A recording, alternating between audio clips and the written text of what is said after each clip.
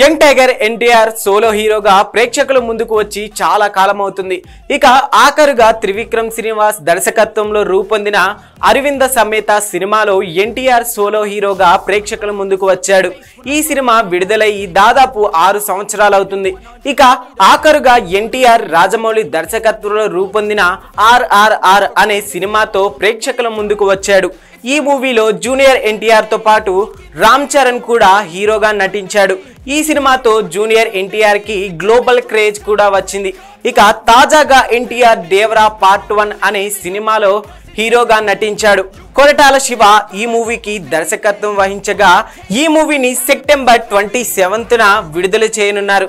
దీనితో ఈ మూవీ బృందం నిన్న ఈ సినిమాకు సంబంధించిన ఫ్రీ రిలీజ్ ఈవెంట్ ను నోవోటెల్ హోటల్లో నిర్వహించనున్నట్లు అధికారికంగా ప్రకటించింది.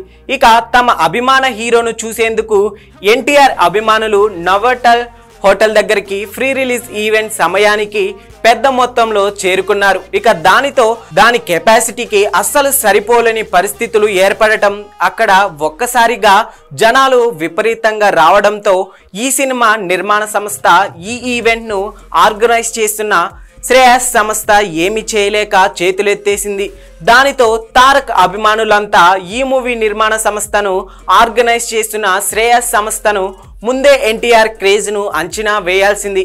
ఇక భారీ సంఖ్యలో జనాలు వస్తారు అని పసిగట్టి పెద్ద గ్రౌండ్ ను సెలెక్ట్ చేయాల్సింది. భారీ సంఖ్యలో జనాలు వస్తారు అని పసిగట్టి పెద్ద గ్రౌండ్ ను సెలెక్ట్ చేయాల్సింది. ఇలా చేయడం ఎంతవరకు కరెక్ట్ అని నెగిటివ్ వార్తలు రాస్తున్నారు. ఇక దానితో ఎన్టీఆర్ స్పందించి ఈవెంట్ క్యాన్సిల్ అయినందుకు బాధాకరంగా ఉందని, ఇందుకు నిర్మాణ సంస్థ కానీ ఈవెంట్ ఆర్గనైజేషన్ కానీ బాధ్యులు కాదు అని చెప్పుకొచ్చాడు. దీనితో ఈ సినిమా నిర్మాణ సంస్థపై శ్రేయస్ మీడియా సంస్థపై నెగిటివ్ కామెంట్స్ తగ్గిపోయాయి. చూడాలి ఇక